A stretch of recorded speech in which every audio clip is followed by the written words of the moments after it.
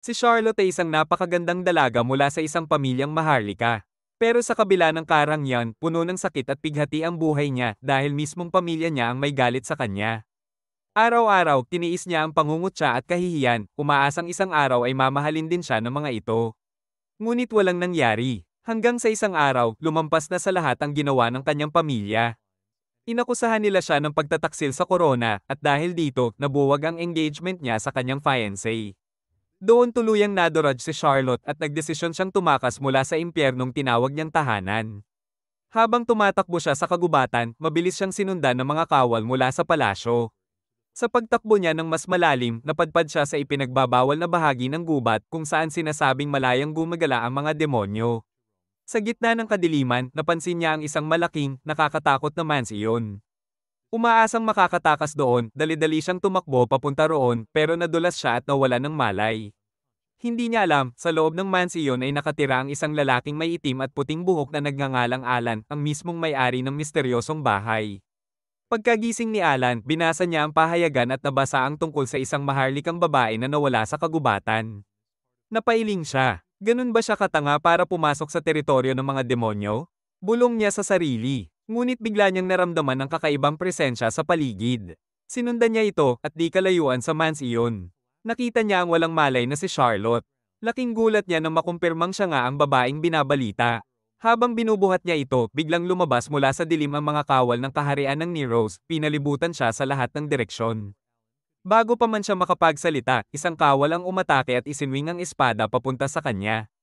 Pero kalmado lang si Alan, ginamit niya ang simpleng ilusyonaryong mahika para iwasan ang atake. Nagulat ang mga sundalo. Sinubukan nilang makipag-usap at sinabing dapat niyang isuko ang dalaga dahil isa itong kriminal na kailangang iharap sa hari.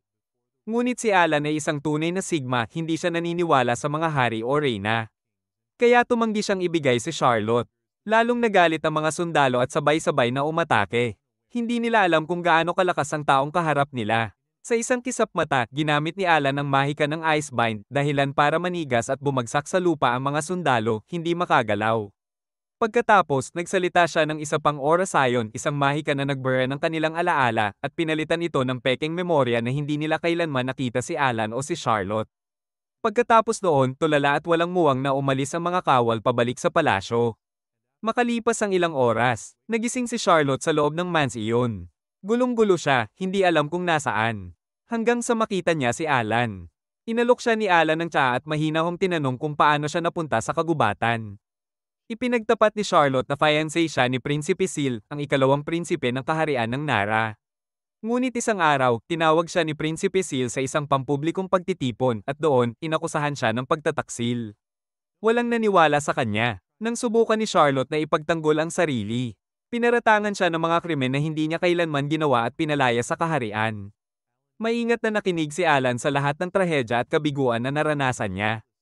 Nang matapos, hinarap niya si Charlotte at sa kabila ng lahat, nagpasalamat si Charlotte kay Alan sa pag-aalaga sa kanya at humiling na makaalis.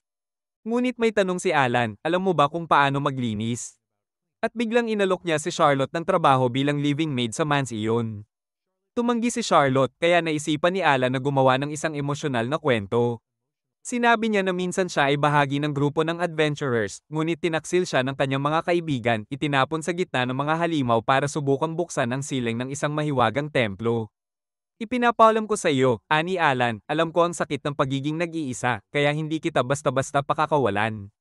Ngunit mas matalino si Charlotte kaysa sa itsura niya. Nagpasalamat siya muli, ngunit muling tumanggi sa alok ni Alan, sinasabi na isa siyang kriminal at makakapagdulot lang siya ng problema kung kukunin sa trabaho. Hindi sumuko si Alan. Bilang huling hakbang, inilagay niya ang death curse sa kanyang sariling puso, at sinabi kay Charlotte, ibabalik ko lang ang buhay ko kung mananatili ka dito. Walang magawa si Charlotte kundi pumayag para lamang mailigtas ang buhay niya.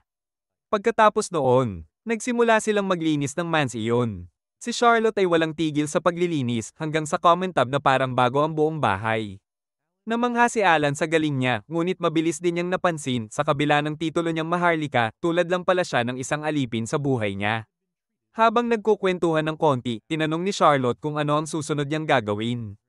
Sinabi ni Alan na malaya siyang gawin ang gusto niya hanggang hapunan at ipinakita ang library kung saan maaari siyang magbasa ng magagandang libro. Ngunit mahigpit niyang pinagsabihan na huwag siyang istorbohin sa kahit anong paraan. Pagkatapos, bumalik si Alan sa trabaho. Kilalang kilala siya sa research community dahil sa galing niyang maghanap ng kahit pinakamaliit na pagkakamali sa mga research papers. Ginamit niya ang pulang panulat at sa sobrang lakas parang dumudugo ang mga papel sa bawat pagkakamali. Pagsapit ng gabi, tapos na sa trabaho si Alan at lumingon at nakita si Charlotte na nakaupo sa sahig, tahimik na nagbibilang ng mga butil ng bigas sa pagkabagot. Na-curious, tinanong niya, wala ka bang hobbies? Sumagot si Charlotte, alam ko lang ang gawaing bahay, wala na iba. Naisip ni Alan na ang buhay niya ay puro trahedya at paghihirap lamang. Kaya nagdesisyon siyang turuan siya ng lahat ng bagay sa mundo. Matapos ang ilang sandali ng pag-iisip, bumalik si Alan sa mansiyon dala ang ibang gamit at regalo mula sa pamilihan. Ito ang unang leksyon mo sa kaunting kasamaan, ani Alan, na may halong biro at pag-asa, magsisimula tayo sa pagkain. Ipinakita niya kay Charlotte ang lahat ng junk food at bote ng alak na nakuha niya para sa hapunan at ipinaliwanag na ibinente niya ang kanyang magical equipment para makuha ito. Ngunit tumanggi si Charlotte, hindi ako kakain. Ang tamang hapunan ay para sa kalusugan ng katawan. Pero habang pinapapangiti siya ni Alan at habang iniutos ng kanyang amo na subukan ng cake, kumuha si Charlotte ng isang kagat at inanyayahan si Alan na sumama sa kanya. Sagot ni Alan, hindi siya mahilig sa matatamis. Tinanong siya ni Charlotte, bakit marami kang binili? Lahat yon, para sa'yo, sagot ni Alan. Dahil sa narinig niya, biglang nanahimik si Charlotte at ilang sandali lang ay tumulo ang kanyang mga luha. Salamat sa lahat, Alan, sobrang saya ko. Ito ang unang pagkakataon na naranasan ko ang ganito. Sabi niya, dahan-dahan pinunasan ni Alan ang mga luha niya. At ito pa lang ang simula.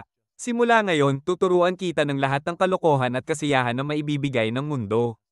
Kinabukasan, tiningnan niya ang kanyang notebook ng mga mischievous plans na ginawa niya buong gabi. Mula sa pagsama ng mga fluffy na halimaw, paggawa ng magical na kagamitan, pagpapahulog ng kahit sinong kaaway sa impyerno, at iba pang nakakatawa pero useless na plano. Ngunit napagtanto niya na tanging isang baliw na gaya niya lang ang masisiyahan sa ganitong mga kalokohan. Pinagsabog niya ang notebook sa basurahan, frustrated. Nagdesisyon siyang matulog na, pero habang papunta sa kanyang silid, nadaanan niya si Charlotte. Good morning, Alan. Bati ni Charlotte. Susurpresa ako, actually. Matutulog muna ako, buong gabi kasi akong nagbabantay, sagot niya. Napansin niya ang wales sa kamay ni Charlotte. Bakit ka may dala pang wales? Kahapon lang, nilinis mo naman ang mansyon. Gusto ko lang maging kapaki-pakinabang sa'yo at panatilihing malinis at maayos ang lugar, sagot ni Charlotte. Dito na napaisip si Alan, kahit nobility siya, malamang napakabihag ng buhay ni Charlotte, parang alipin. Habang nag-iisip, may narinig siyang pamilyar na tinig sa pinto. Lumapit siya at nakita si Charlotte na nakatitig kay Mia. Ang dalagang nagdadala ng mga sulat at packages sa kanya sa gubat. Napansin ni Mia si Alan at tinawag siyang Demon Lord na ikinagulat at ikinilabot ni Charlotte. Agad na sinabi ni Alan, huwag kang mag-alala. Ordinaryong wizard lang ako, pero dahil ayaw kong makihalubilo sa maraming tao, iniisip nila na demonyo ako. Napansin ni Mia na bago si Charlotte sa lugar na iyon at nang tiningnan niya ito ng maigi, naalala niya na ito ang batang babae sa balita na gumawa ng pagtataksil. Natakot si Charlotte, pero tiniyak ni Mia, huwag kang mag-alala, hindi ko ito sasabihin sa iba. Pagkatapos, ibinigay ni Mia kay Alan ang package niya. Sa kapalit, binigyan niya si Mia ng ibang item para ibenta sa lungsod. Sabi ni Mia, mataas ang demand ng item na iyon at iminumungkahi niyang lumipat siya sa lungsod para magnegosyo. Ngunit tumanggi si Alan, mas gusto niyang mamuhay ng payapa sa gubat. Pagkatapos, tinanong ni Alan si Mia kung ano pa ang maipapadala ng kumpanya niya. At gaya ng isang typical na saleswoman, biglang may inilabas siyang katalog at ibinigay kay Alan. Ipinasa naman ni Alan ang katalog kay Charlotte at sinabi, pumili ka lang ng gusto mo.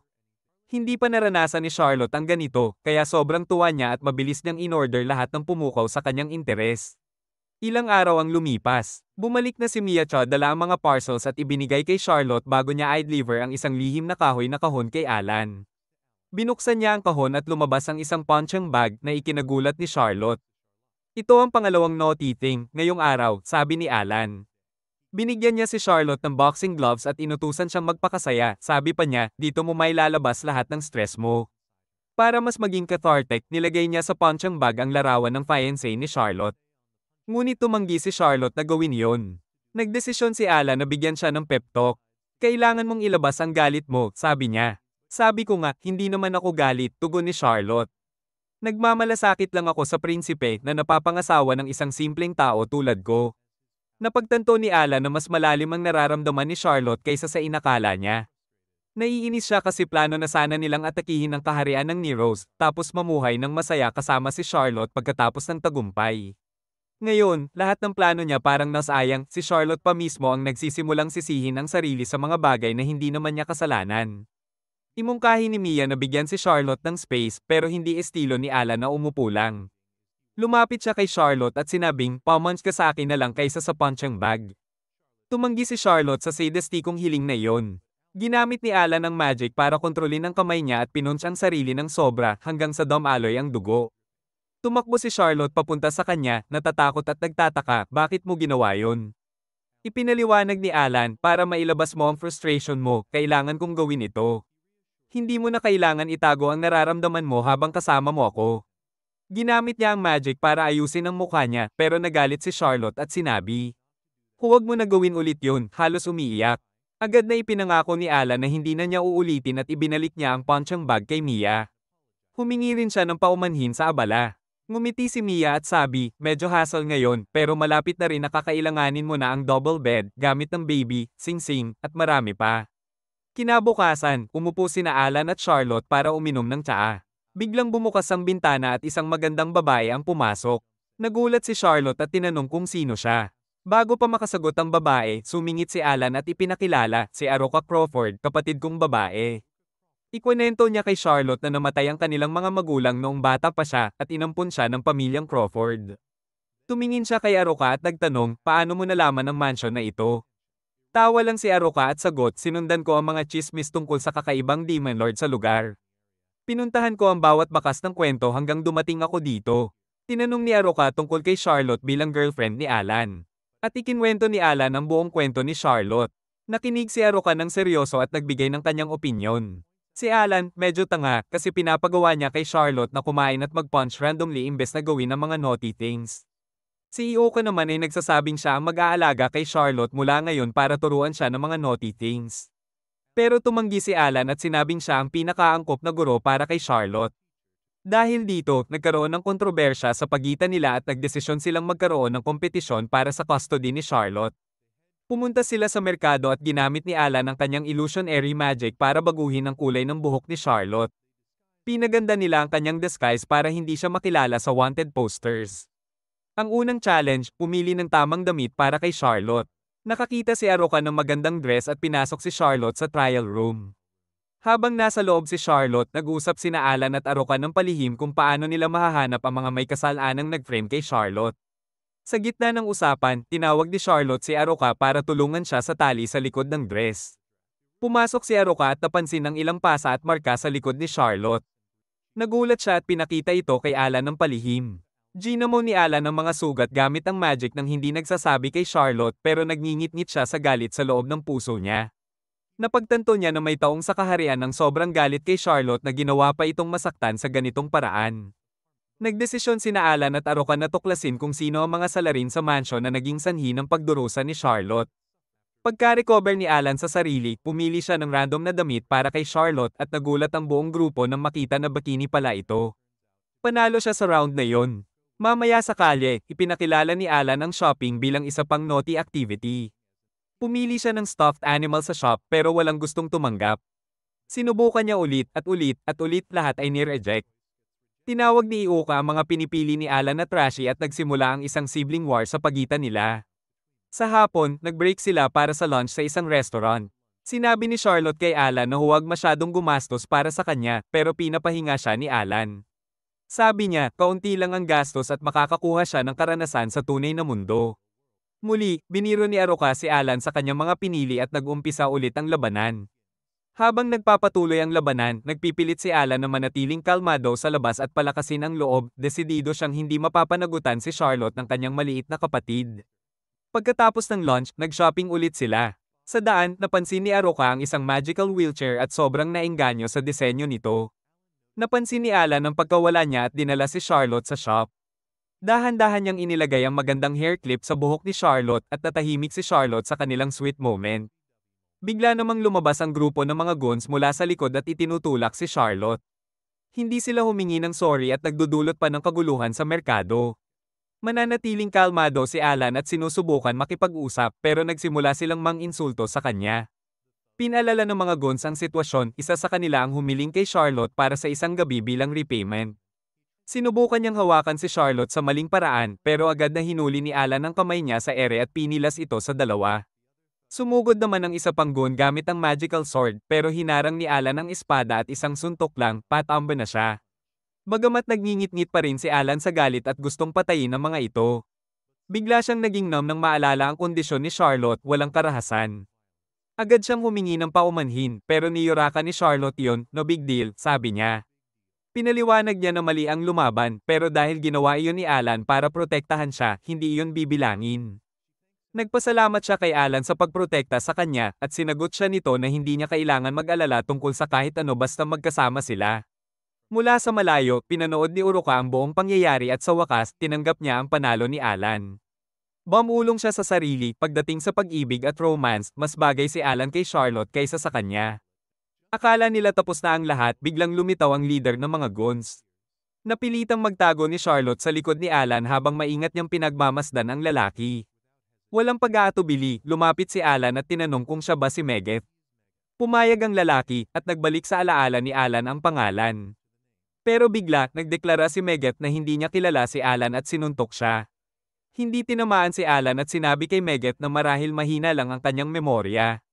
Ipinakilala niya ang sarili, Alan Crawford mula sa Magical University. Naalala ni Meget ang pangalan at literal na natulala, nahulog siya sa harap ni Alan at binati ito bilang Great Demon Lord. Nanalangin ng awa. Nagulat ang lahat na nakapaligid sa kanila. Lumabas naman ang mga tauhan ni Meget at sinabihan siyang huwag yumuko tapos lumapit para atakihin si Alan. Ngunit nagalit si Meget at pinukol ang kanyang mga tauhan. Nagbabala siya sa lahat, huwag nang istorbohin ng Great Demon Lord o baka makaranas ng hindi inaasahang kaparusahan. Lumapit si Uruka at ipinaliwanag kay Charlotte na ang kanyang ama ay chairperson ng pinakamalaking magical university sa buong mundo. Mula pagkabata, matalino na si Alan, nagtapos siya sa Magical University sa edad na 12 at naging guru roon, kaya nakilala siya bilang Great Demon Lord. Kinabukasan, dumalaw sina Mia at Uruka kay Alan sa kanyang mansion at nakita siyang nakaupo sa pintuan na may malungkot na mukha. Hula ni Uruka, may nangyayari sa pagitan niya at ni Charlotte. Tumango si Alan. Noong nakaraang gabi, sinubukan ni Alan na ibigay kay Charlotte ang pera pero tumanggi itong tanggapin. Sabi ni Alan, ito ay salary niya at sinabihan siyang huwag mag-atubiling tanggapin. Matapos ang kaunting pagpuporsige, tinanggap ni Charlotte ang pera pero humingi siya ng permiso na mag-shopping mag-isa. Una, tumanggi si Alan, pero sa huli pumayag din ang ipilit ni Charlotte na may cute puppy face. Sa kasalukuyan, pinagsisisihan na ni Alan ang desisyon niyang payagang mag-shopping ng mag-isa si Charlotte. Pinakinggan ni Mia at Uruka ang buong kwento at nagpalitan ng tingin. Binigyan siya ng ideya na sundan si Charlotte sa dilim at pumayag naman siya. Pagkaraan ng ilang sandali, pumunta si Charlotte sa merkado at sina Alan, Mia, at Uruka ay tahimik siyang sinundan, parang stalkers. Sinusunod ni Charlotte ang mapa na ibinigay ni Alan at hindi maiwasang mapangiti si Alan sa sobrang pride niya. Matapos ang ilang sandali, napansin ni Mia na patungo si Charlotte sa isang abandoned na bahagi ng syudad. Nakilala sa mga kriminal. Nagbabala siya na kung laliko pa si Charlotte, mapapasok niya ang teritoryo ng Serpent Gang. Nag-isip sandali si Alan at nagpa siya na bigyan ng dahilan ng kanyang pag-alis, urgent work, at iniutos kay Mia na alagaan si Charlotte hanggang sa kanyang pagbabalik. Pagkatapos, naglaho siya sa mga anino. Pagkatapos ng kaliwang liko, narating ni Charlotte ang deserted area at nagulat sa paligid. Mukhang delikado ang sitwasyon at pinalilibutan siya ng mga gang members. Agad na naghanda sina Mia at Uruka na ipagtanggol siya, pero sa kanilang gulat, masayang sinalubong siya ng mga ito, may mga bulaklak at tambul pa, imbes na atakihin siya. Lahat ay nagulat at nagtaka sa nangyayari. Pagkaraan, bumalik si Alan at tinanong siya ni Uka kung nasaan siya buong oras. Ngumiti lang siya at sinabi na naibigay na niya ang very peaceful lesson sa Serpent Fang at ipinaliwanag ang kahihinatnan ng pakikialam kay Charlotte. Napansin ni Charlotte ang mga pasa sa katawan ng mga gang members, tila binugbog sila ng maayos. Tinanong niya kung maayos sila at inalok ng healing potion. Napaluha ang mga goons at pinuri si Charlotte bilang isang diyosa. Nagdesisyon silang baguhin ang kanilang pamumuhay at mamuhay ng tapat mula ngayon. Tinanong ni Charlotte kung kaibigan nila si Alan. At pumayag ang mga ito, alam na nila ang magiging kaparusahan kung mabaigo sa Demon Lord. Pinagtanong-tanong nila si Charlotte tungkol sa relasyon niya kay Alan na ikinagalak ni Alan sa gilid ng alley. Ipinaliwanag ni Charlotte na si Alan ang kanyang master at naglalaro sila ng naughty things ng regular. Lahat ay gulat na gulat at dali-daling lumapit si Alan para linawin ang maling akala. Sinabi ni Aruka na maaaring ligtas si Charlotte dito pero marami pang lugar sa lungsod kung saan siya maaaring maliga at makasalubong ng iba pang gangs. Ngumiti si Alan at nagdeklara na ibig sabihin nito, kailangan niyang kontrolin ang lugar na iyon. Mula rito, sina Oroka at Mia ay nag-trail habang pinapahirapan ni Alan ang lahat ng gang sa lungsod. Biglang naging tahimik at maayos ang buong syudad at nagpatuloy si Charlotte sa kanyang secret shopping sa gabi. Matapos ang shopping, nagkita sina Charlotte, Alan, at Mia malapit sa merkado. Sabi ni Charlotte, pinupuri siya ni Alan sa kalsada gaya ng kahapon. Matapos mapaliyas ni Alan ang mga guns at ang boss nilang si Megadeth.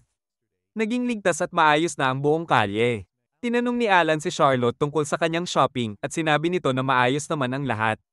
Ipinakita niya ang dalawang regalo kay Miacha at Aruka na uso sa bayan noon. Nagpasalamat silang dalawa kay Charlotte sa kanyang ginawa gamit ang unang sweldo niya. Ngunit napangiti si Alan at gumawa ng bad face, tinanong si Charlotte kung may regalo ba siya para sa kanya. Sagot ni Charlotte, sinubukan niyang humanap ng regalo pero hindi niya nahanap ang bagay na swak kay Alan dahil hindi pa niya alam kung ano talaga ang gusto nito. Napaluha si Alan sa frustration at sabi, kahit isang stamp, postcard, flag, train photo, mall, o bulaklak sa kalsada basta galing kay Charlotte, matutuwa na siya. Humingi ng paumanhin si Charlotte at sinabi na hindi niya noon naisip yon.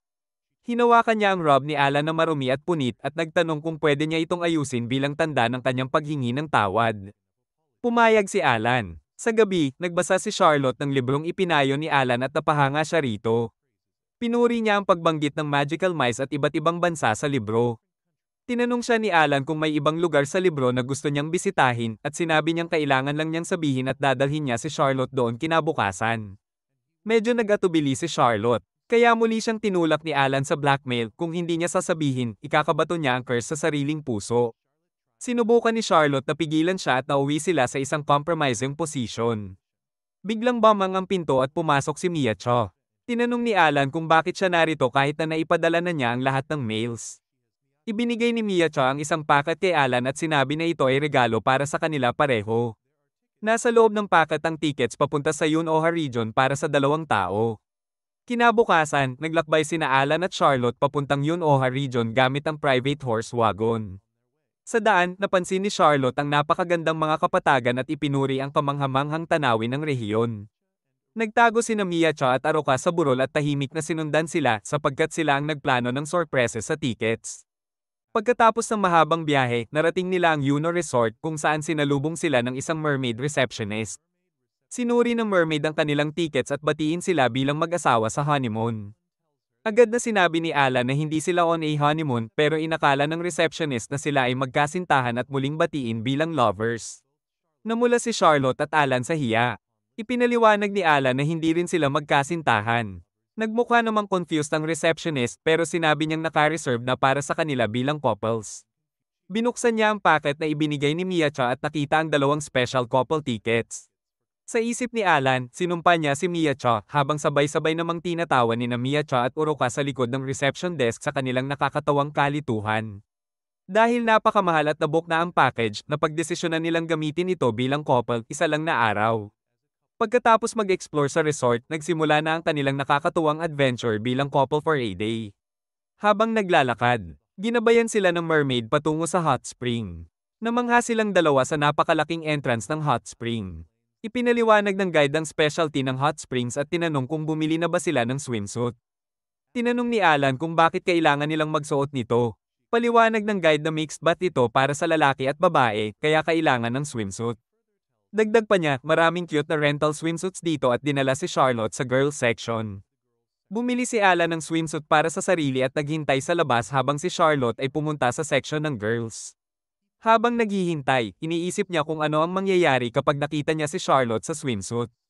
Isa sa pinakamatalinong conclusion ni Alan, handa siyang patayin ang puso niya kung sakaling mangyari ang pinakamalala. Biglang lumabas si Charlotte at pagkakita niya nito, napaisip si Alan. Hindi ko na kailangan patayin ang puso ko para bang tumigil na ito. Tinanong ni Charlotte kung bagay ba sa kanya ang swimsuit at namula si Alan habang nagbibigay ng komplemento. Pinuri siya ni Charlotte at sinabing maganda rin ang hitsura niya sa swimsuit. Sa wakas, nakabawi sa sarili si Alan.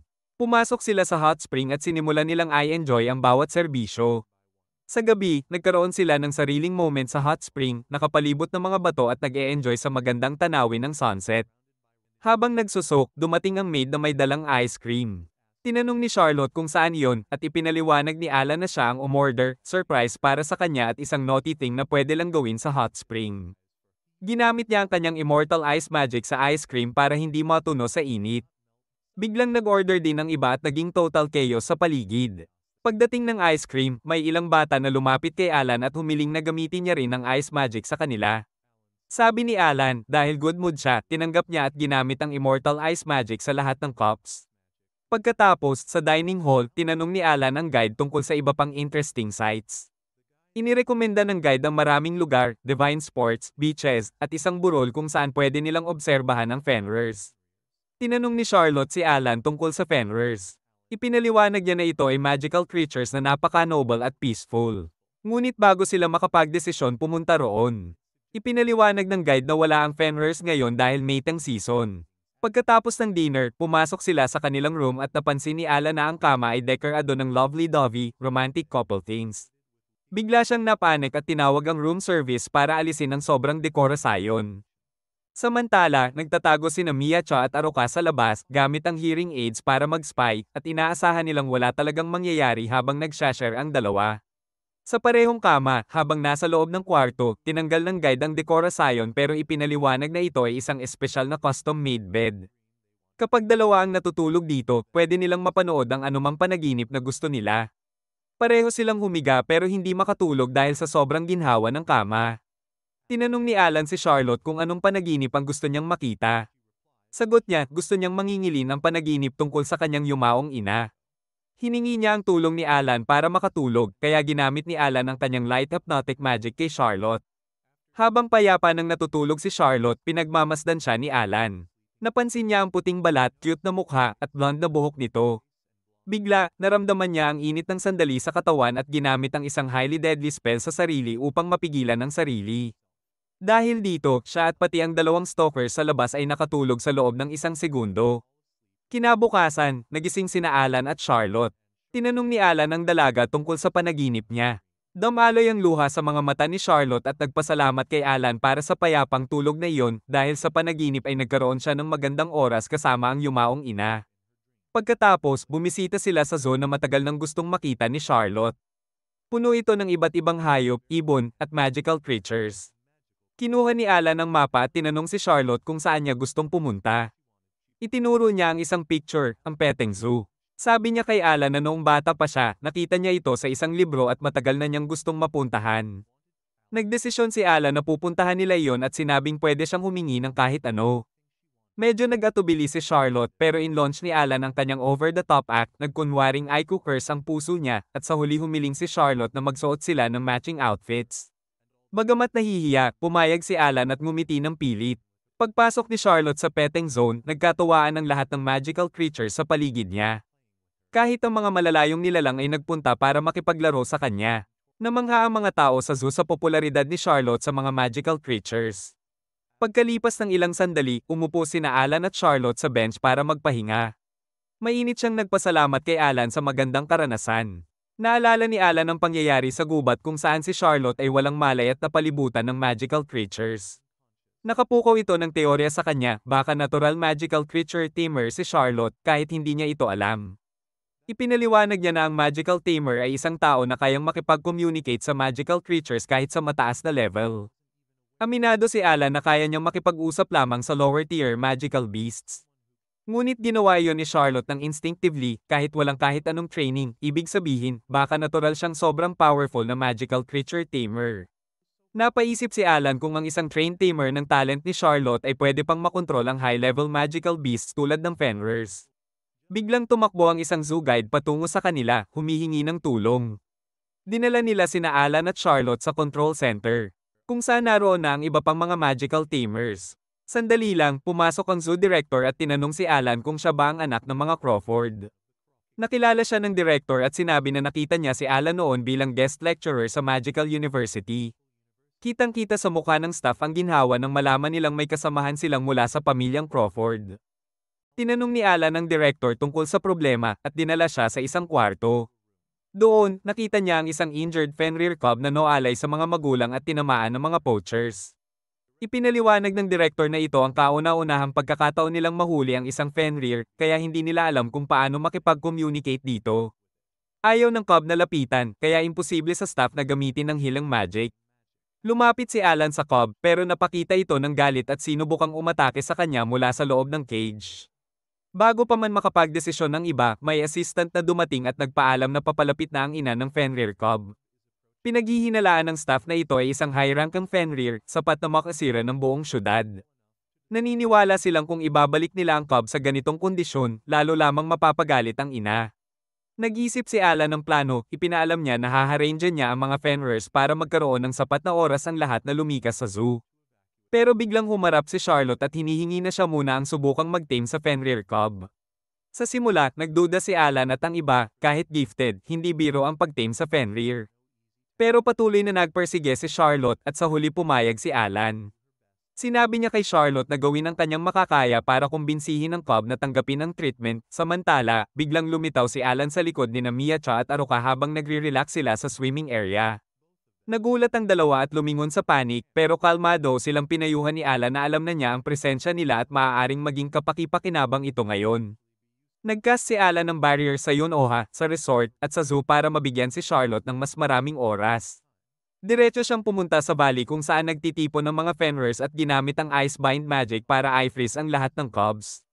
Ngunit bago siya makapag-regroup, isang colossal, mountain-sized na Mother Fenrir ang umatake at nilunok siya. Agad niyang inactivate ang defensive shield at nagcast ng paralyzed spell, kaya pinilit ng Mother na iluwa siya. Sinubukan niyang makipag-communicate pero patuloy itong umatake na nagdulot ng ilang sugat kay Alan. Nang ma-realize na hindi sapat ang salita, naghanda si Alan para gamitin ang high-level magic. Pero biglang lumitaw ang isang magical creature na nagngangalang Helkipiara at pinigilan siya. Sabi ni Kipiara, ang tunay na misyon ni Alan ay iligtas si Lady Charlotte na di umano'y pinipilit na mabuhay sa tabi ni Alan. Nang tanungin ni Alan kung paano niya nalaman ang tungkol kay Charlotte, sinimula ni Kipiara ang kanyang kwento. Ipinaliwanag ni Helkipiara na minsan siyang nakatakas sa zoo at naglibot sa iba't ibang lugar. Isang araw sa gubat, nakita niya si Charlotte na walang malay at gusto niya itong tulungan, pero bago pa siya makagawa ng aksyon, dumating si Alan at dinala si Charlotte palayo. Pagkatapos, narinig niya ang mga rumors tungkol kay Charlotte pero tinanggihan niyang paniwalaan iyon. Mula noon, pinanood niya si Charlotte at sa huli, napagdesisyonan niyang tanging paraan para tunay na maprotektahan siya ay alisin si Alan. Biglang umatake si Kipiara kay Alan at inakusahan siyang tamad. Sa gitna ng laban, sinasabi nito na wala lang ginagawa si Alan kundi nakikipag-bonding kay Charlotte at hindi talaga nagsusumikap na protektahan siya. Tinanong ni Alan kung ano ang plano nito. Sumagot ang Kipiara na ilalabas nito ang kanyang hidden powers, patatalunin si Alan, at sisirain ang kaharian ng Nara dahil ito raw ang ugat ng kalungkutan ni Charlotte. Balak nitong gawing abo ang kaharian at punuin ito ng ilog ng dugo. Nagcast ang Kipiara ng powerful spell upang matuno ang ice binding kay Fenrirs. Bigla, napalibutan si Alan ng parehong Fenrirs at Kipiara. Alam niyang mahirap ang laban at baka hindi siya makaligtas, pero walang ibang pagpipilian, tumayo siya, handang harapin silang lahat parang Jon Snow, one against all stands. Habang papalapit na ang Fenrirs, dumating si Charlotte.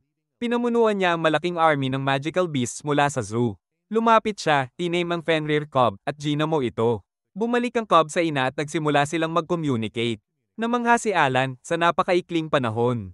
Nagawa ni Charlotte na tame ang high-level magical beast at intindihin ito. Tinanong niya kung alam niya ang sinasabi nila.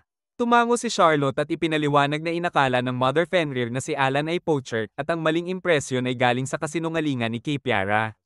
Narealize ng lahat na mula pa lang ay pinaloko na si Alan ng Kipiara. Ngunit hindi pa rin sumusuko si Kipiara. Pinipilit nitong iwan ni Charlotte si Alan at sumama sa kanya, sinasabing si Alan lang ang magdadala sa kanya sa kapahamakan. Tumanggi si Charlotte. Sabi niya, si Alan ang dahilan kung bakit siya nakakaranas ng kapayapaan sa buhay. Galit na umatake si Kipiara kay Charlotte. Tumalon si Alan at nag-clash sila sa one-on-one fight. Naglabas si Kipiara ng isang wave ng fierce flame magic pero sinagot ni Alan gamit ang dark magic punch na nagpabagsak sa kanya. Bumagsak sa lupa ang creature at sa wakas, inamin ang pagkatalo. Tumingala si Kiara kay Alan at sinabi na naiintindihan na niya ang lakas ng determinasyon nito.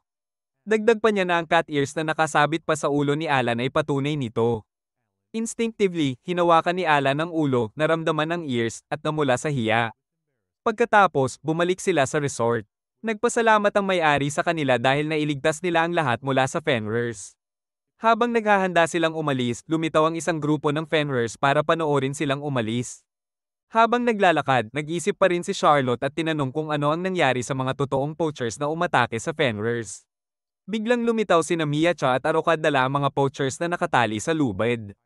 Tinanong ni Charlotte kung bakit sila nandito at simpleng sinagot ng dalawa na coincidence lang. Walang pakialam o guilt ang mga poachers kaya ibinigay na lang ni Alan sila sa mga Fenrir's para hayaang sila na ang magdesisyon kung paano dapat ipatupad ang hustisya. Ang Fenrir cub na tiname ni Charlotte ay tila sabik na sumama sa kanya. Lumingon siya kay Alan at humingi ng permiso. Maingat na tinanong ni Alan kung talagang okay ang cub na lumayo sa pamilya nito. Bago pa makasagot si Charlotte, pumasok ang zoo guide at ipinaliwanag na 1 oras lang ang biyahe ng Fenrir mula sa Grow region kung saan matatagpuan ang mansion ni Alan. Pagkarinig ni Alan nito, pumayag siya at tinanggap ang cub bilang bagong miyembro ng kanilang pamilya. Habang naglalakbay sa horse-drawn wagon, napansin ni Alan na kasama nila si Hel Kiara. Nagulat siya at tinanong kung bakit naroon ito. Sagot ng Kiara, bilang tanda ng paghingi ng tawad, itinalaga nito ang sarili bilang bodyguard ni Lady Charlotte. Lumingon ito kay Charlotte at sinabi na bahagi na siya ng pamilya at mahal niya siya. Sa pagbanggit ng salitang pamilya, halata ang inis ni Alan at sinabihan ang Kiara na bumalik na sa zoo.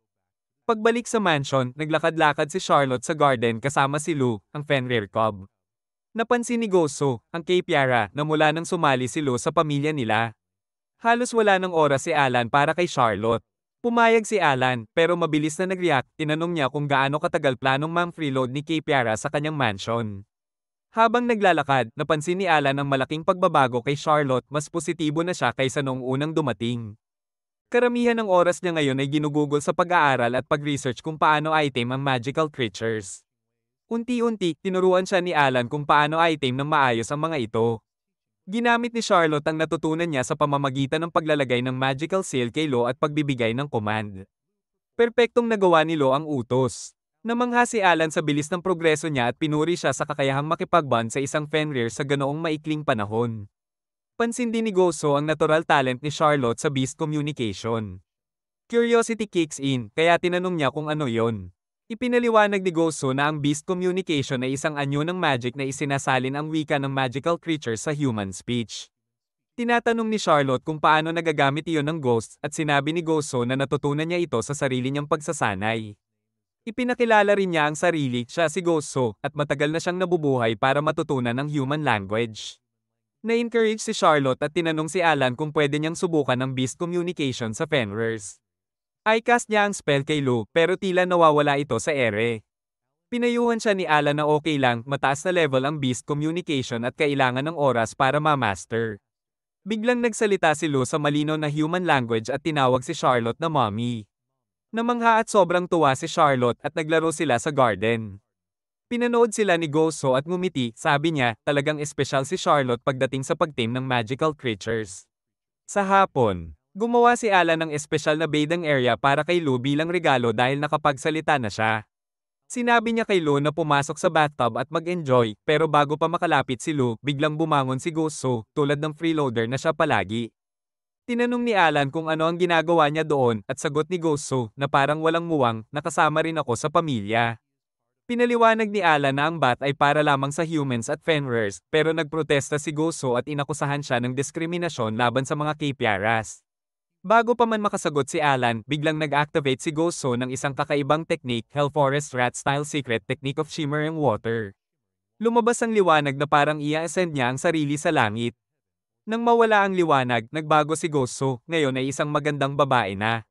Casually, sumali siya sa bat na parang walang nangyari, at sa hindi inaasahan, lahat ay nag-enjoy na sama-sama. Pagkatapos, umupo sina Charlotte at Alan sa bench at nag-usap tungkol sa mansion at garden. Ipinaliwanag ni Alan na ang dating may-ari ay hindi talaga ginamit ang garden at iniwan itong untouched. Tinanong ni Charlotte ang tungkol sa dating residente, at sinabi ni Alan na isang elf ang nakatira dito 30 taon na ang nakalipas. Siya ay isang loner na iniiwasan ng bayan, ngunit isang araw, bigla na lang siyang nawala. May mga rumors, ang iba ay nagsasabi na nahulog siya sa bangin sa isang failed experiment, ang iba naman ay sinasabing kinain siya ng monster, at may naniniwala na ang katawan niya ay kinuha ng mushrooms matapos gumawa ng magical tabo. Aminado si Alan na dahil sa creepy rumors, nabili niya ang mansion sa napakababang presyo. Biglang nagpanik si Charlotte nang makita ang mushrooms na lumulutang sa bathtub. Nagmadali silang dalawa at natuklasan na lumalabas ang mushrooms mula sa underground water source.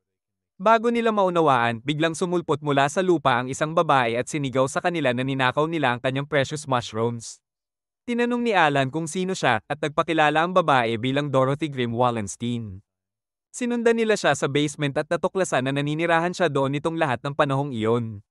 Tinanong niya si Alan kung sino siya at ipinaliwanag ni Alan na sila ay nakatira sa mansion sa itaas.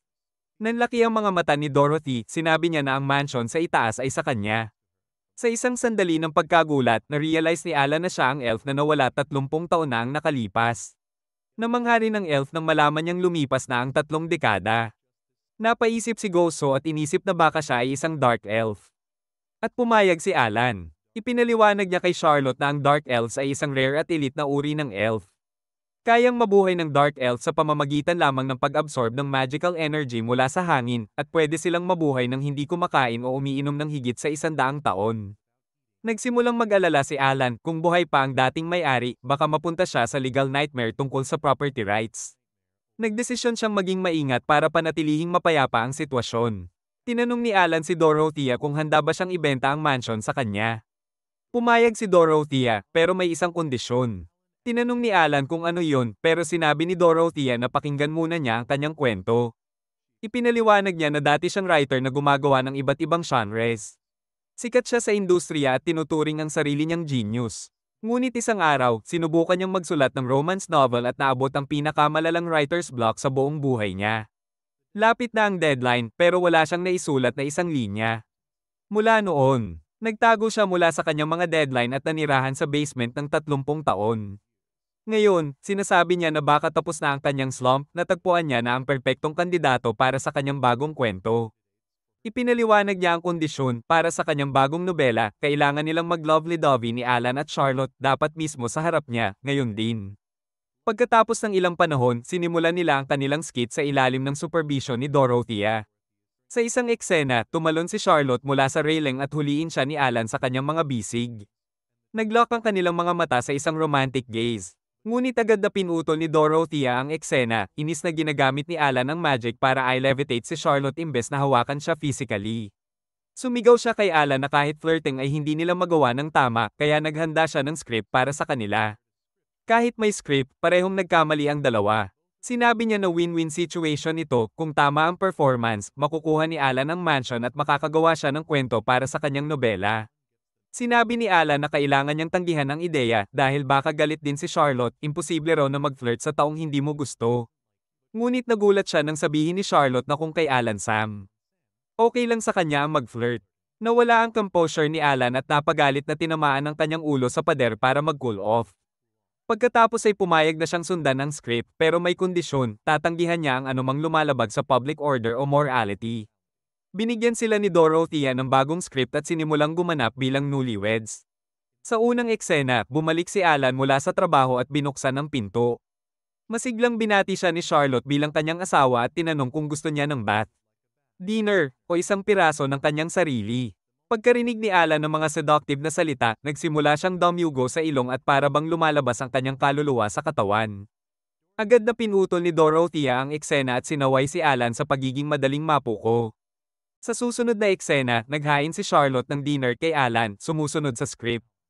Pinakain niya siya gamit ang kanyang kamay at tinawag na Al.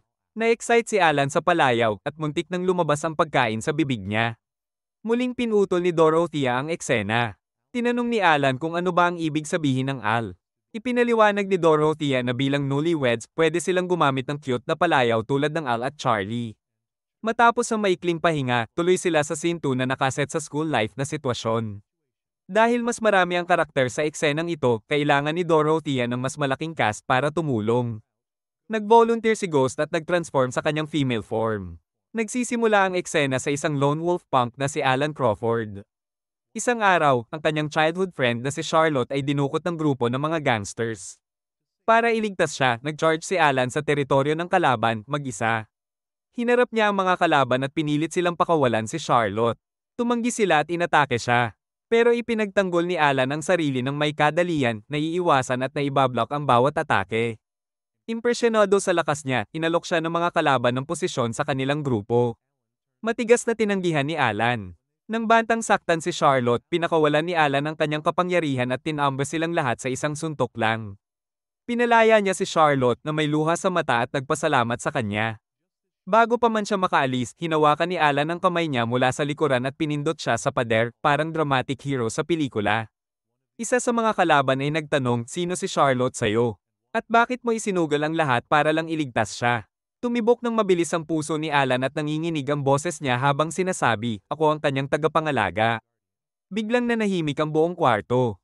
Pinutol ni Dorothea ang eksena at napabuntong hininga. Tinanong niya si Alan kung bakit siya lumihis sa script kung saan dapat niyang sabihin na si Charlotte ay bahagi ng kanyang puso. Natigilan si Alan at paliwanag na nag-improvise lang siya dahil sa tingin niya mas maganda ang dating.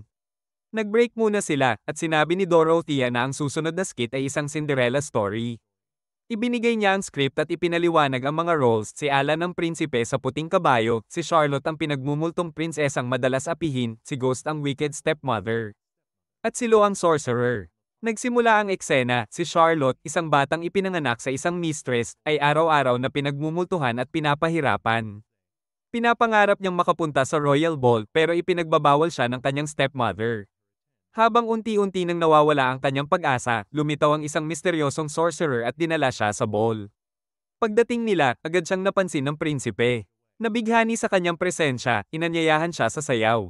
Nag-sync sila sa perpektong ritmo. Parang ginawa talaga sila para sa sandaling iyon. Unti-unting dumilim ang ilaw, sumabay ang musika, at fade out ang eksena. Sa susunod na bahagi, sinubukan ni Charlotte na burahin sa isip ang alaala ng magical night pero hindi nakalimot ang prinsipe. Hinanap niya si Charlotte gamit ang hairpan na naiwan nito. Ipinakita niya ito sa stepmother, hinanap ang babaeng may parehong mata at natagpuan si Charlotte. Inanyayahan siya ng prinsipe na sumama pero tumanggi si Charlotte. Sinabi niya na siya ay anak ng isang mistress. At ang katulad niya ay walang karapatang mamuhay sa tabi ng royalty. Tiningnan siya ng prinsipe sa mata at sinabing hindi mahalaga iyon. Nangako siya na hinding-hindi niya iiwan ang kamay ni Charlotte. Humihingi si Charlotte kung ano talaga ang nararamdaman ni Alan para sa kanya. Sinusubukan ni Alan ipahayag ang tinig ng kanyang puso, pero bago pa man lumalim ang sandali, biglang sumabog ang pader ng mansyon. Isang gwapong lalaki na naka-sharp suit ang lumabas sa usok. Tumingin siya kay Alan at sinabi na may kakaibang presensya siyang nararamdaman sa silid. Nilagpasan niya ang kaguluhan at napatingin kay Dorothea na nagtatago sa ilalim ng kumot ni Lo. Hindi nag-aksaya ng oras, inali niya ito at ibinunyag na siya pala ang editor ni Dorothea. Sinabi niya na dapat ay nakapagsumite na si Dorothea ng nobela 30 taon na ang nakalipas. Pero nawala ito kinabukasan pagkatapos niyang hingin ang draft. Humingi siya ng paumanhin kay Alan para sa pinsalang nangyari at iniabot ang isang malaking halaga bilang kabayaran. At hindi man lang kumurap, inali niya si Dorothea sa bibig ng kanyang dragon at lumipad patungo sa kalangitan. Sa wakas, natapos na ang terror na kilala bilang Dorothea. Huminga ng maluwag ang lahat pero bago pa sila tuluyang makapag-relax, pumasok si Aruka at sinabi kay Alan na nasa seryosong panganib si Natalia, ang nakababatang kapatid ni Charlotte. Emotional si Charlotte habang naaalala kung gaano kabait si Natalia noon, isa siya sa iilang tao na hindi siya tinitingnan na parang katulong at lagi silang nagbabasa ng mga kwento. Kinabukasan, nagising si Charlotte sa isang malaking barko kasama sina Lo at Ghost. Nag-usap sina Iruka at Alan sa deck at sinabi ni Ian na si Natalia pala ang lehitimong tagapagmana ng pamilya Evans. Kapatid niya ito sa ama at 10 taon na mas bata kay Alan na matindi rin ang pagmamahal kay Charlotte. Sumali si Charlotte sa kanila at nagpasalamat kay Alan sa sleeping spell na ipinataw niya kagabi. Dahil dito, nakatulog siya ng mahimbing at nanaginip tungkol kay Natalia. Samantala, nakarating na sila malapit sa isla. Naalala ni Alan na 3 taon na pala ang lumipas. Itinuro ni Charlotte ang pinakamataas na gusali at nagtanong kung unibersidad ba iyon. Ipinaliwanag ni Alan na dormitoryo lang iyon para sa mga estudyante at ang buong isla ay ang Athena Magical University. Bumaba sila mula sa barko at nagtungo sa mansyon ni Crawford. Humanda si Charlotte sa pagharap sa mga magulang ni Alan at pinakalma niya ang sarili. Sinabi niya na hindi iyon malaking bagay para kay Charlotte pero medyo nag-aalala siya para sa kanyang kapatid. Ipinaliwanag niya na umalis si Alan sa Magical Academy 3 taon na ang nakalipas nang hindi nagsabi sa kahit sino. Nagkaroon siya ng malaking away sa kanyang ama at umalis sa bahay. Hanggang ngayon, pinag-uusapan pa rin ng mga tao sa isla ang away nila na parang isang alamat. Ang labanan ng dalawang pinakamalakas na mangkukulam ay tumagal ng 3 araw at 3 gabi, nagdulot ng matinding pagkasira na hanggang ngayon ay tourist spot pa rin. Dahil ang mamartir ni Alan ang stepfather niya, tinatawag niya ito na uncle. Sinabi ni Alan na maganda pa rin ang relasyon nila at nagkukomunikasyon sila regular sa pamamagitan ng sulat. Medyo naiinggit si Charlotte at sinabi, hindi man lang nakipaglaban, wala pang ang pamilya ang meron ako. Sinabi ni Alan na subukan niyang bumuo ng relasyon na parang pamilya kasama si Natalia, kung saan pwede silang mag-away at magmahal na parang totoong pamilya. Tumango si Charlotte bilang tanda ng pagsang-ayon. Biglang nag-away ang dalawang estudyante sa unibersidad at mabilis na naging matindi ang kanilang laban. Bago pa man makarating si Alan sa lugar, isang gwapong binata na nakaputing robes ang pumasok sa gitna ng kaguluhan at pinayuhan silang pareho na huminahon. Nang hindi siya pakinggan, ginamit niya ang ice magic at pinatigas ang dalawang estudyante sa anyo ng ice stones. Napansin niya sina Alan at Ero na nanunood mula sa malayo at kumaway sa kanila. Bigla siyang nawala at muling lumitaw sa harap ni Charlotte. Ipinakilala niya ang sarili bilang Harvey Crawford, ama rin ni Aruka at Alan. Binati siya ni Charlotte. Kasama ng buong grupo, bumisita sila sa bahay at pinuri ni Harvey si Alan dahil may dalang napaka-cute na girlfriend. Bago pa man masabi ni Alan ang katotohanan, tinusok siya ni Aruka sa ilalim ng mesa bilang senyales na magpanggap lang. Narealize ni Alan na inihanda na ni Aruka ang kanilang mga magulang tungkol sa girlfriend niya para maiwasan ang anumang abala, kaya nagpakitang gilas siya. Nagbasa ang lahat ng sitwasyon at nagpakita bilang isang loving couple. Formal na ipinakilala ni Charlotte ang sarili bilang girlfriend ni Alan, na nagtuturo sa kanya ng kaunting naughty na bagay. Medyo naiinggit si Lo at sinubukang ipakita ang katotohanan pero tinambe siya ni Gosso. Sinabi ni Harvey kay Charlotte na isipin siya bilang ama at maaasahan siya sa anumang oras. Pinayuhan niya ang dalawa na magpakasal at nang maayos na silang magsettle, iiwan niya ang Magical Academy kay Alan at magre-retiro ng mapayapa. Ngunit tahasang tinanggihan ni Alan ang alok at sinabi na gusto niyang panatilihin ang kasalukuyang tirahan bilang kanyang permanenteng tahanan. Tinanong siya ni Gosso kung bakit tinanggihan ang prestihiyosong alok bilang headmaster ng pinakamalaking unibersidad sa mundo, at sagot ni Alan, magiging pabigat lamang iyon, ayaw niyang atali sa ganitong responsibilidad. Bigla namang pumasok sa silid ang ina ni Alan dala ang merienda. Nagkamali si Charlotte at inisip na siya ang nakababatang kapatid ni Alan kaya binati niya ito ng formal. Sinubukan ni Alan itama ang pagkakamali at ipinakilala siya bilang kanyang aunt pero biglang lumipad ang tinidor na muntik tumama sa kanyang leeg. Binugso siya ng ina ni Alan ng matalim na titig at tinanong kung nakalimutan na niya kung paano siya tawagin sa loob ng 3 taon. Takot na takot si Alan at agad na tinawag siyang mother imbes na aunt. Ipinakilala ng babae ang sarili bilang Liselott Crawford, ina ni Alan. Ipinaliwanag ni Alan sa lahat na gusto ng kanyang uncle na pamunuan niya ang unibersidad para lagi siyang makasama ni Liselott. Tinanggap ni Harvey ito at sinabi na mahal niya si Alan ng labis, kaya gusto niyang bigyan siya ng bagong kapatid. Naiyak at nahihiya si Alan at pinakiusapan siyang tigilan ito dahil masyadong graphic. Umupo silang lahat para sa tea at sinimulan ni Alan ang talakayan tungkol kay Natalia. Ipinaliwanag ni Harvey na kasalukuyang nag-aaral si Natalia sa isang branch ng Athena University sa ibang bansa. Dahil magulo ang pamilya Evans ngayon, naghanap siya ng proteksyon sa unibersidad sa ilalim ng pretensyon na nag-aaral sa abroad. 3 buwan na ang nakalipas na mag-enroll siya gamit ang peking identidad at kamakailan lang natuklasan ng pamunuan na siya pala ang nakababatang kapatid ni Charlotte.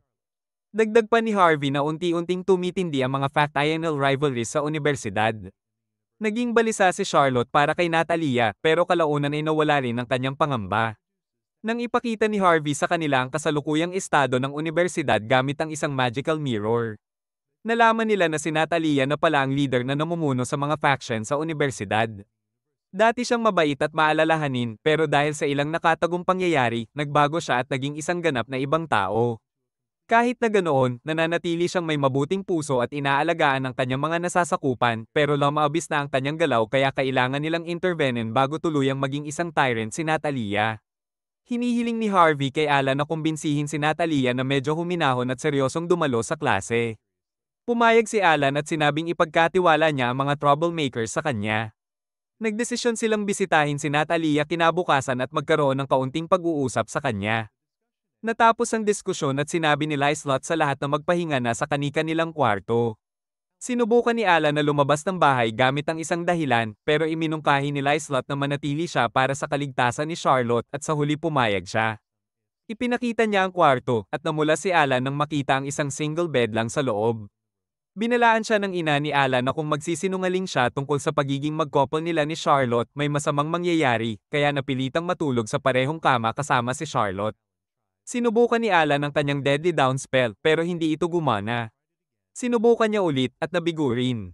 Napagtanto niya na gawa sa materyales na may magic disabling properties ang kama at ang tanging pwedeng gumawa nito ay si Aruka. Nagsimulang mag-isip sina Alan at Charlotte tungkol sa kanilang relasyon. Pagkatapos ng kaunting walang konklusyong overthinking, nag-goodnight sila sa isa't isa at natulog. Si Iruka naman ay na-heartbreak dahil wala siyang napanood o na-entertain habang nag-spy. Medyo lumabis siya at nagsimula ng gulo pero agad siyang pinatahimik nang lumipad ang tinidor diretso sa kanya mula kay Lizelot. Kinabukasan, nagising silang dalawa na medyo dizzy pa. Nag-prepare sila para sa unibersidad at nag-cast si Alan ng disguising spell na shapeshift na ganap na nagbago sa kanyang itsura. Pagdating sa academy, nakita nila si Natalia malapit sa fountain. Nilapitan siya ni Alan pero naging maingat ito at naghanda sa laban kasama ang kanyang mga underlings. Ipinakilala ni Alan ang sarili bilang Alan Crawford at pinuri siya sa kung gaano kalaki ang natutunan niya sa loob ng 3 buwan. Nanginginig ang kanyang mga nasasakupan at inilarawan si Alan bilang Great Demon Lord na nagwasak sa buong bundok ng mag-isa sa laban niya kontra sa Headmaster. Pinakiusapan ni Alan silang huminto at ipinakilala si Charlotte kay Natalia bilang kanyang assistant na narito dahil sa request ng Headmaster. Ipinakilala rin niya ang sarili bilang private instructor at humingi ng kooperasyon, ngunit tumanggi si Natalia at iniwan ang lugar. Sinundan siya ni Alan sa classroom kung saan namangha siya sa laki ng kaalaman ni Natalia sa magic.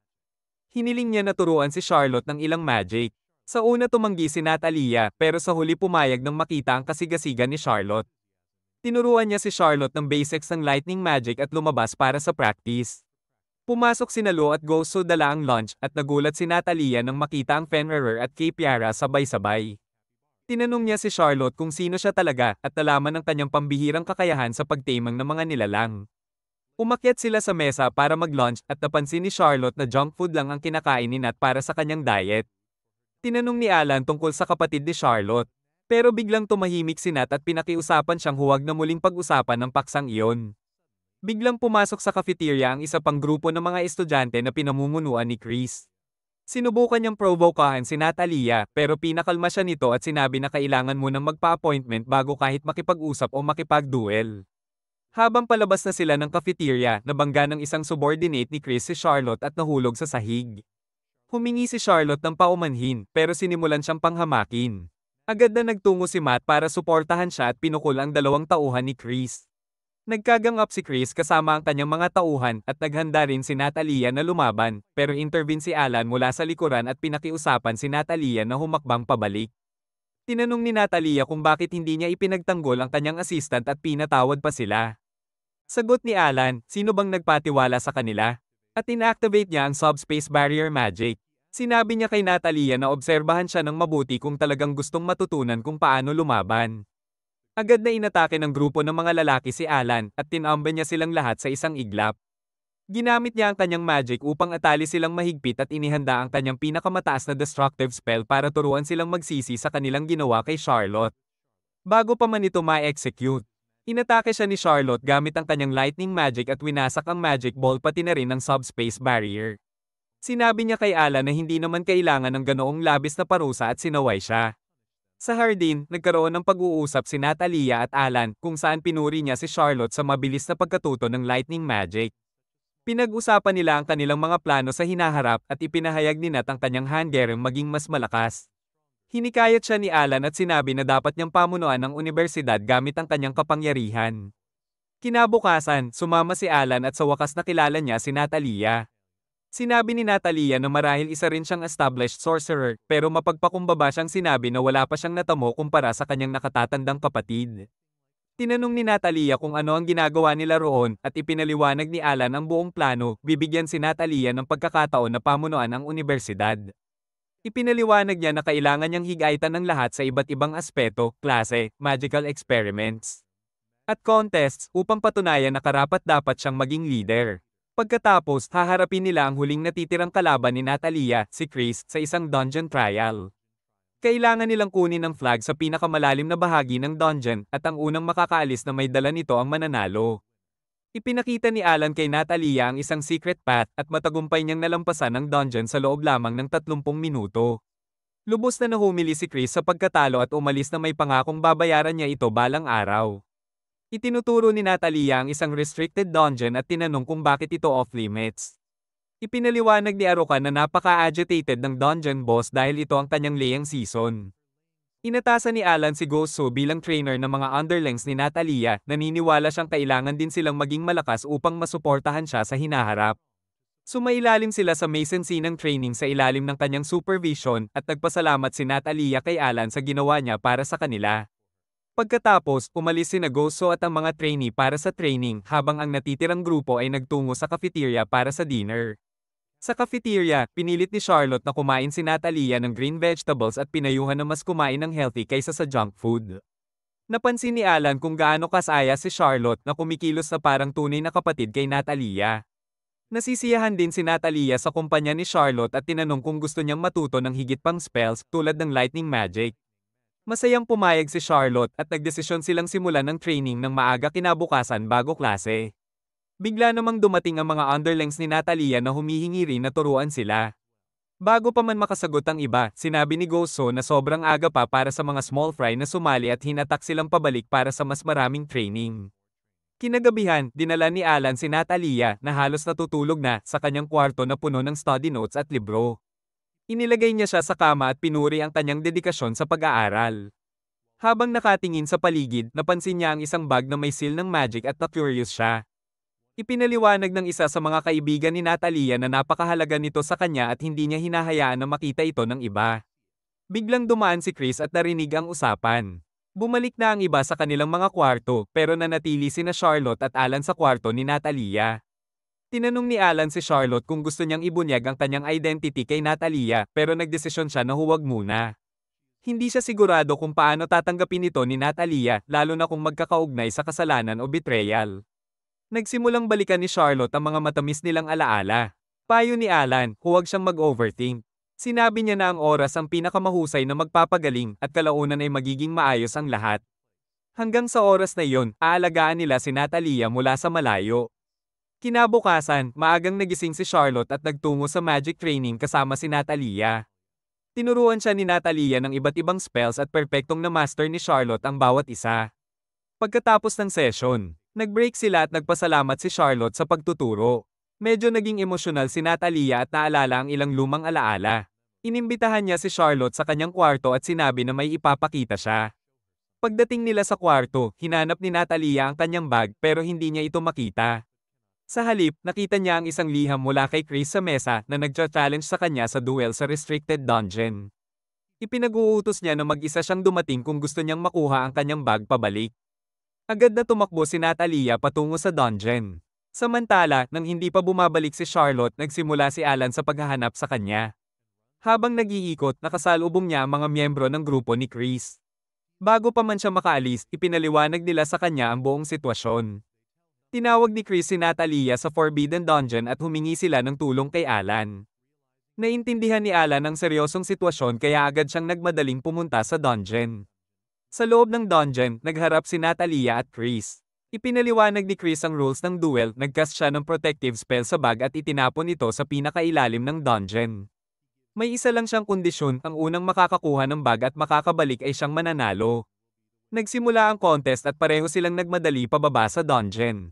Matapos ang tensyonadong karera, nakuha ni Natalia ang bag at pinilit si Chris na tanggapin ang kanyang pagkatalo. Ngunit bago pa man matapos ang kanilang argumento, lumitaw ang isang dambuhalang chimera sa harap nila. Tumakbo sila at nagtago sa ilalim ng isang bato. Akala nila ligtas na sila, lumitaw ang chimera sa itaas nila at sinubukang lamunin sila. Sinabi ni Chris kay Natalia na manatili sa likod at siya ang sasalo sa panganib. Inatake niya ang chimera gamit ang spell na pansamantalang napilitang umatras ang halimaw. Ngunit imbes na tumakas, lalo itong nagalit at mas naging agresibo. Nag-fire ito ng magical beam kay Natalia na malubhang nakasugat sa kanya. Bumagsak siya sa lupa at papalapit na ang Chimera upang tapusin siya. Biglang dumating si Charlotte at inatake ang Chimera gamit ang lightning magic. Tumama ang blast ng direkta, pilit na umatras ang halimaw. Dinala ni Charlotte si Chris at si Natalia sa ligtas na lugar at tinali ang isang handkerchief sa sugat ni Natalia upang mapigilan ang pagdurugo. Tinanong ni Natalia kung bakit naroroon si Charlotte sa ganitong panganib. Sagot ni Charlotte, nag-aalala talaga ako sa'yo. Kahit gaano ka kalakas, bata ka pa rin. Ipinakita ni Natalia ang bag kay Charlotte at sinabi na napakahalaga nito sa kanya, ito ang naglalaman ng bahagi ng kanyang nakaraan na hindi niya kayang pakawalan. Tinanong niya kung alam ni Charlotte ang nangyari sa Evans family at tumango si Charlotte na nagsabing ang kapatid niya ay gumawa ng nakakatakot na kasalanan. Ngunit umatras si Natalia at hindi naniwala. Tinawag niya itong false accusation dahil alam niyang hindi kayang saktan ng kapatid niya kahit isang insekto, lalo na ang gumawa ng ganoong kasamaan. Naniniwala siya na may planong bitag ang prinsipe na pumilit sa kanyang kapatid sa sitwasyon at pagkatapos noon, iniwan siya ng pamilya Evans at napilitan siyang tumakas para mabuhay. Tinanong ni Charlotte kung galit siya sa kapatid niya. Sagot ni Natalia, huwag mong sabihin ganyang kalokohan. Ang tanging taong talagang kinamumuhian ko ay ang sarili ko. Simula nang ipanganak siya, ang kanyang kapatid ang palaging nag-alaga sa kanya at ginagamot siya ng mabuti. Ngunit isang araw, nakita niya ang kapatid niya na walang magawa at wasak na tuluyang sumire sa kanyang puso. Kahit ganoon, wala siyang nagawa upang tumulong. Ang pangyayaring iyon ay tumatak sa kanya. At nangako sa sarili na balang araw magiging sapat siyang malakas upang protektahan ang kapatid niya. Ngayon, nag-iisa siyang nagsisisi dahil hindi niya ito nagawa sa oras. Matapos mawala ang kapatid niya, lahat ng pag-aari nito ay itinapon at ang tanging natira ay ang laman ng bag ni Natalia. At dahil sa bag na iyon, nararamdaman niya ang koneksyon, parang sinasabi nito na buhay pa rin ang kapatid niya kahit saan man. Sinubukan niyang gamitin ang magic upang hanapin siya. Pero sa tuwing nag-cast si Natalia ng spell, ito ay nabablock ng isang puwersa na mas malakas pa kaysa sa kanya. Napag-isip niya ang isang conclusion, may isang taong baluktot at pervert sa labas na ikinulong ang kanyang kapatid at sadyang binablock ang kanyang magic. Kaya ngayon, naghahanda siyang durugin ng bastos na kumuha sa kanyang kapatid. Nakinig si Charlotte at dahan-daang naunawaan na misunderstand ni Natalia ang lahat. Iniisip niyang ninakaw ang kapatid niya, pero ngayon, naiintindihan ni Charlotte ang katotohanan, ang tanging tao na kayang block ang spell na iyon ay si Alan, at sa katotohanan, ang hinahabol ni Natalia ay wala kundi ang anino niya. Sinabi ni Natalia kay Charlotte na magiging malakas siya at balang araw ay mahahanap niya ang kanyang kapatid. Dagdag pa niya, sa tuwing nag-uusap sila, nahuhuli niya ang mga pahiwatig ng kanyang kapatid sa mga salita at ekspresyon ni Charlotte. Napakinggan ito ni Chris at nagsimulang umiyak, humihingi ng tawad sa pagiging pabigat sa panahon na may dalang mabigat na nakaraan si Charlotte. Ngunit bago pa man maayos ang lahat, yumanig ang lupa at lumitaw ang Dungeon Master sa harap nila, isang salamander. Agad na nagpanik si Chris. Mabilis na nakaisip si Charlotte ng plano. Sinabi niya kay Chris na dalhin si Natalia at tumakas dahil nasugatan ang kanyang binti at hindi siya makagalaw ng mabilis. Sumugod ang salamander at naglabas ng isang alon ng naglalagablab na apoy mula sa bibig nito. Gumamit si Charlotte ng lightning magic para kontrahin ito, ngunit walang epekto, the impact ay napakalakas at bumagsak siya sa lupa. Habang nawawala ang kanyang magical disguise, naunawaan ni Natalia ang katotohanan, si Charlotte pala ang matagal nang nawawalang kapatid niya. Bago pa siya makatakbo patungo kay Charlotte, lumapit ang salamander at naglabas ng isa pang fire blast. Sa tila imposibleng sitwasyon, pumasok si Alan sa harap ng apoy at hinarang ang atake gamit ang isang strike lamang. Galit na galit ang salamander at ginamit ang buong lakas, ngunit madali itong na-counter ni Alan gamit ang kanyang dark magic sa unang pagkakataon. Nasaksihan ni Chris at Natalia ang labis na kapangyarihan ng Great Demon Lord at yumanig ang buong isla sa pressure ng kanyang magic. Nag-umpisa ang isang matinding labanan, pero gaano man kadalas umatake ang halimaw, effortlessly itong hinaharang ni Alan, walang pawis man lang. Sa gitna ng kaguluhan, biglang nagbago ang asal ng salamander. Huminto ito sa pag-atake at nagsimulang kumilos ng may pagkamahinhin at affectionate kay Alan, na dahan-daang hinahaplos ito sa ulo. Nanunood sina Chris at Natalia na ganap na naguguluhan. Dito dumating si Alan's mother, Bliss, at ipinakilala ang salamander bilang PCI. Ipinaliwanag niya na pinalaki ni Alan ang salamander mula pa noong itlog. At itinuturing siya nitong ama. Matapos pakalmayan ng nilalang, ligtas silang lahat na umalis sa kuweba. Humingi si Chris ng tawad sa headmaster dahil pumasok siya sa dungeon ng walang permiso. Sinabi ng headmaster na dahil natutunan na niya ang leksyon, palalampasin niya ito sa pagkakataong ito. Sa wakas, muling nakabukas si Charlotte ng mata at nakita si Natalia sa tabi niya. Humingi siya ng paumanhin sa pagdulot ng gulo dahil sa pagtakas niya mula sa palasyo, ngunit niyakap lang siya ni Natalia at sinabi na walang problema, gusto lang niyang tiyakin kung tunay nga na siya ang kapatid niya.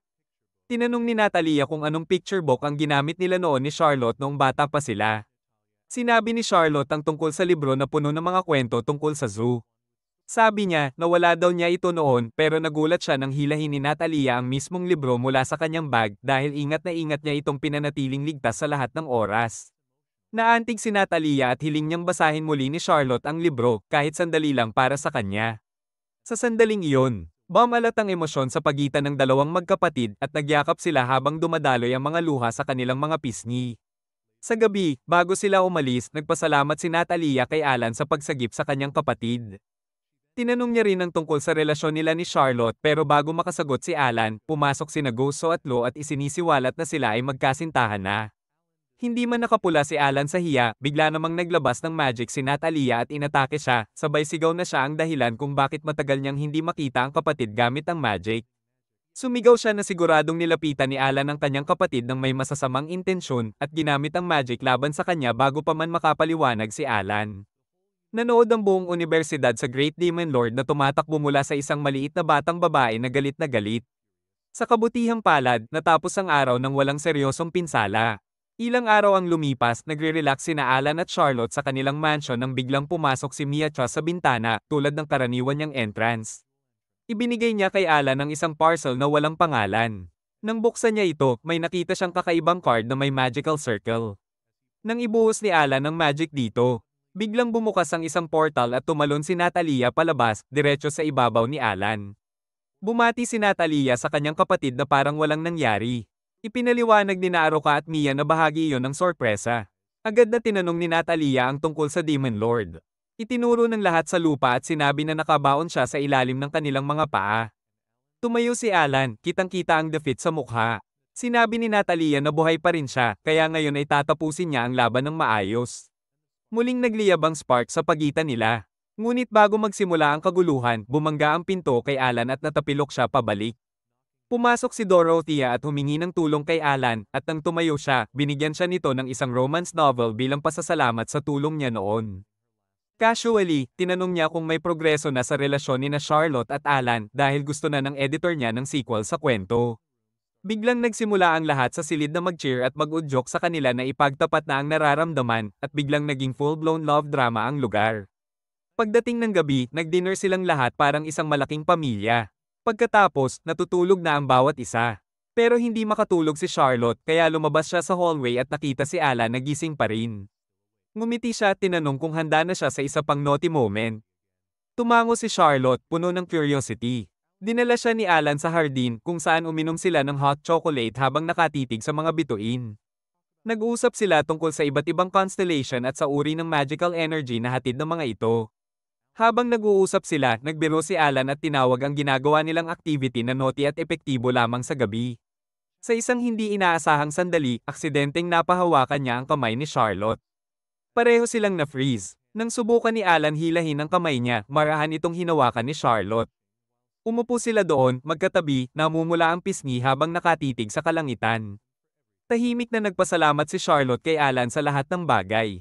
Sinabi niya na nitong mga nakaraang araw, inaabangan niya ang bawat umaga para lang makita siyang muli. Ipinahayag niya na sobrang saya niya na nagkakilala sila. Habang nagsasalita, nahulog ang kanyang kumot. Lumapit si Alan para takpan siya at hindi siya giniginhawa. At ang kanilang mga mukha ay naging napakalapit na halos humarap sa halik. Ngunit bago pa man mangyari yon, tumayo si Alan at sumigaw, tinatawag ang lahat na lumabas. Nabulaw si Charlotte sa hiya nang ma-realize na buong grupo pala ay nagtatago at nanunood sa kanila. Lumabas ang lahat na may disappointed na mukha dahil na-miss nila ang halik. Hindi nag-aksaya ng oras si Natalia at inakusahan si Alan ng pagmamanipula sa kanyang kapatid dahil hawak ang kamay nito. Muling naghanda ang dalawa para sa laban at muli nagtatapos ang araw. Ngunit ang araw na ito ay espesyal dahil sa wakas nakalaya si Charlotte sa kanyang lungkot. Natutunan niyang mag-enjoy sa buhay muli. Nakatagpo ng tunay na mga kaibigan, isang mapagmahal na kapatid at mga taong nagmamalasakit sa kanya kasama ang isang tao na palaging nasa kanyang tabi. Ang gabi ay nagtapos hindi sa gulo o kaguluhan, kundi sa katahimikan at payapang kaligayahan na mumukadkad sa ilalim ng mga bituin. Kung nagustuhan mo ang video na ito, mangyaring mag-subscribe at panoorin ang video sa iyong screen sa susunod.